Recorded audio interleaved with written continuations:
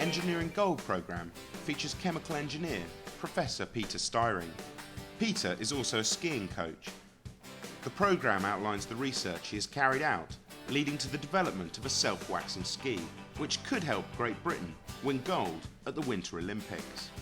The programme addresses several areas of the How Science Works curriculum, including practical and inquiry skills and the collection and analysis of scientific data. Professor Styring's film gives us a really great context for looking at data, and the activity where students test out their own lubricants is very useful because it gives them first-hand experience of how difficult it actually is to get reliable data. The nature of this morning's investigation is going to be to try and investigate the ways in which we can make skis go faster. We're going to begin by showing you a DVD of a scientist. He's a very local scientist, I'm proud to say. In fact, his work takes place just down at Sheffield University. There's a lot of information, and all of it is absolutely relevant to what you're going to be doing after. As you can see, it's now starting to move just a little bit more. But this isn't just an opportunity to sit back and relax. What you see here is that for Just going to pause that briefly and explain what the results are showing. We had on the x-axis the number of runs, so we had run 1, run 2, run 3, run 4, run 5. Up the side here we've got time in seconds, so the higher it is, the longer it takes. So if you were to look at the graph, we've got red line and blue line. What's happening to the red line? The time taken for the skiers to come down the mountain. Yeah, so Matt? Time for the skier with the lubrication will be lower, so the red line will go down if that's the one with the lubrication. Great, okay, that's right. So we've got a difference between the two skiers there. So, yeah, our red line decreases with on the tests. We've got a couple of blind tests he talked about without lubrication at all, and then they stick lubrication on and you'll see the graph dip right down. The time it takes for the skier to get down the track is much less. And interestingly, when you look at the other line, the skier without lubrication, what's happening to the time it takes them to get down the track through the morning while they're doing this testing? Yeah, Danny? Well, the more through the day it goes, the slower he got. Right, okay, so they're getting slower through the day. Probably things are changing on the track, more sun on the slope, snow's getting softer. Okay, but there's a difference in there. Right, okay, if we roll that again and have a look at those results and see if you can pick them out. When the teacher showed students the film, he paused it at several points. One of those points was when the graphs came up. And that's really crucial because they show some very significant results. Bring the stools out. Having seen Peter Styring's film, the pupils are introduced to their inquiry. The teachers draw on their own skiing experience to enrich the context. There you go. So, when you're skiing, you have to put lubricant on the bottom, otherwise you just stick to the snow, especially when it's quite wet and it's been a warm day. So, as a skier, one of the things I would do is I'd have some different waxes and I'd mess around with the amounts of these waxes I put on my ski. Now, you know, I use an iron. This might be like extreme ironing. So you melt some of your wax onto your ski. Some of the white wax, that's for hot temperatures. Some of the pink wax for really cold temperatures, below sort of -10. Iron that on there. So you've got lots of wax on the ski. And then once that's dried and solidified, then scrape that off so you've got a nice smooth surface. And then you sort of buff that up and then your ski's ready to go down the run. So you've seen the old style of waxing skis to make them go faster. Your job today is to look at how you can use some other lubricants, and Mr. Davies is going to talk to you about these, how you can use those with your ski to make it slide down the slope faster. This is a ski. The equipment might be a little more basic, but the intention is the same. In the setup, the teacher also explained the parallels between what the students were doing and what Peter was doing, so it made the whole process feel more real. The teacher also uses some time during the inquiry introduction to reinforce some of the scientific knowledge they feel the students may need to draw on as they develop their inquiry. So your two chemicals are oil and water. There's a problem. Can anybody envisage a problem of mixing oil and water? They separate out. They separate out. Any example in the kitchen cupboard of where that's a problem? Where we might see it possibly in the fridge? Mayonnaise. Mayonnaise. Oh, isn't that where oil and water actually... Yeah, but that's because they use an emulsifier to hold them together. Ah, fantastic, yeah. So, what does an emulsifier effectively do? Connor? Makes an emulsion. OK, by doing what? By having a hydrophilic and a hydrophobic end which attach to each, the fat and the water, which creates an emulsion. Brilliant answer, far more than I was expecting. I was expecting, oh, it makes oil and water mix, but no, we've actually got a thoroughly scientific explanation. Brilliant answer. So there's going to be an exercise where you, in your group, are going to be doing an interpretation of what you've seen, and then ultimately, the dreaded word, but essentially evaluation. You're going to be then asked to evaluate it. Are there any questions before we start? OK, Nikita? Do we have to clean the blood after every time, or just leave it with all the stuff on? Has anybody got an objective view on that? Should we wipe it off or should we leave it? What do you reckon? We got an answer? Yes. Well, I think we should wipe it off, because otherwise, if any's left on from the last one, it's going to affect the results on the next one. Yeah, I reckon. We're expecting you to have possibly 5 formulations, cunningly labelled A to E. You're going to decide on what those formulations are going to be. We want you now, in the next hour, hour and a half, to arrive at a position where you have come up with a formulation that you would be able to recommend. Well, the teacher set the activity up in quite an open way. So the students were given some structure, but he actually gave them some time to do some preliminary work to start with. And he gave them permission, almost, to not know quite what they were going to do. So they felt as though they could use some of their time to play with the equipment. So they felt comfortable that they weren't expected to know immediately how to carry out their inquiry. Being given an open activity allows the students to ask, what if? Some have the novel idea of testing the setup without any liquids as a starting point.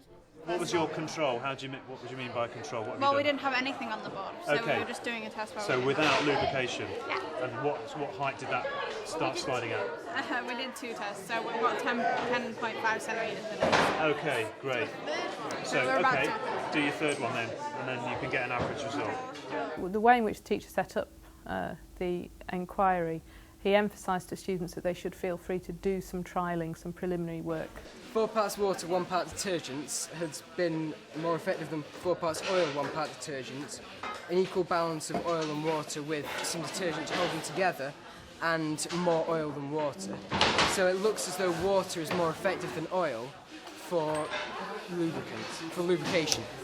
I was expecting the oil because you generally associate oil with slipperiness, and we use oil in cars to keep things fluid and lubricated. They're thinking about the experiment critically as they're doing it because it is their experiment, and they feel as though they have the right to change it, if you like, as opposed to being given an experimental method. At the beginning, it was a bit low at the start, so we got 15.5. So we questioned that. Yeah. So then we started to put the lubricant on, and it got higher to like 31.3. So we did no substance again, and it went to 22 centimetres. So we're wondering, so we did a double attempt then. But we think that was because there was already substance that we couldn't wash off on the board. It's all very well setting up open activities and encouraging students to take ownership of their research, but in most classrooms, time can be an issue.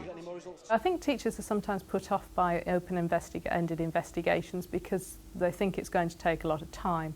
The key is to plan so that the introduction and the follow-up are quite tightly structured, and the time is given to the most important part of the inquiry, which is where students are developing their own ideas.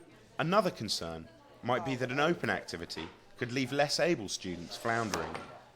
It's always a balance, though, between making them feel confident that they're supported enough and have enough structure to be able to push themselves that little bit further, and leaving them enough space to develop their own ideas. So all of the activities that are associated with the films come differentiated. And when the students are supported and confident, they deal better with unexpected results. it doesn't move because it's stuck. So it's an unfair, it's an outlier really. Maybe if we use less, it's more likely to slide. Is there another programme which is the best sticking? Because we'd be really good at that. Students are often looking for a yes or no, black and white answer. And one of the things that their own inquiry work enables them to appreciate is that just because their lubricant didn't seem to work didn't mean that they had a bad experiment. One of the things that the students really started to appreciate after their experiment that their individual group results didn't make a great deal of sense to them. It wasn't until they pooled their results, so they had more replication of data, that they started to see some patterns. And the other thing that this activity gave the teacher an opportunity to do was to show students that there are statistical ways of judging whether there's a real difference between data sets, so whether one lubricant was really different from another, and the way in which that you can look very closely at your data to make that interpretation. The teacher extends pupil understanding of the limitations of data by discussing with them whether their data appears to show real differences between the lubricants. One thing you may have seen on the DVD, on one of the graphs that Mr. Cook referred to specifically. Point in the middle and then a bar. Yeah, what we often have is a thing called a range bar, and it's really good. Now, some people find it hard to understand the significance of that. So if I had a series of results, let's say, and my averages, let's say for argument's sake, were that, I might conclude, oh, that looks pretty good, best fit straight line, I feel happy with that. But if you actually put your full range, not your average, but if you could in some way represent all the results on there, then we get the whole range on the graph. So, for example, if I found out that my results actually, for each run, was something much more like this, for example, I may feel less inclined to feel as confident about this line. So we might, see, so now I'm showing a range of results, and it's good because it gives us a better flavour for each run. Just showing averages and then from that a best fit line isn't always as informative to the people that we're trying to inform. Let's consider another situation. If, again, I'm just referring to three sets of results, there would be another obvious concern if we ended up with a situation like this, again, just making stuff up. Not only might I think they're rather regular, would never be unlikely to conduct an experiment with that, but just for the purposes of this, you may say, well, average of those, that best fit line, fantastic, job's done. But of course, it seems rather odd that there are a significant number of these results that overlap with the ones that came before it. Now, that would make me feel much less confident about the validity of what I've done. Okay? So, again, the way in which we interpret data is always going to be significant, a fairly perfect term. Again, coming back to that, I think that difference at this stage, with only 3 results, I'd call them the same. If after doing it 500 times for 5 years, like Professor Styring did, if that was coming out as that difference repeatedly, then I might think, well, it's small, but it is significant. But say if, like you got, so if that was your line, then you got some results here, but then one like freak one, like down here, would you bother including that in the range? We'd refer then to that as an outlier, and we may decide to test that one again. We may just, what basically he's saying is if we had this situation, let's just, here's another example. Imagine, for example, we had this situation where our results were like this, okay, just making something up quickly. So if we had something like that, now I might feel confident that my average, much, much tighter. A result like that, it would be silly of me to say, oh no, that error bar, huge. Obviously, we can feel why that's wrong. What I want to do is go back and try and work out, was there something my partner did, or me, that led to that. And we'd refer to that as an outlier, because if we can't ultimately explain that away, then we might choose to refer to that as an anomaly. The open-ended inquiry approach appears to have been a positive experience for pupils and teacher. This lesson's been quite good, I think. It's been quite fun. We got quite slippy and quite messy, which is always nice, because we haven't had a lot of control today over what we do, whereas often in practicals they kind of tell us exactly how to do it, so it's been a good one today. It was great this morning to be able to give them a free rein, within some limits of course, but to allow them to get stuck in, and they rise to the challenge every time. So often we do things within constraints that make them find it so formulaic, they just are following instructions.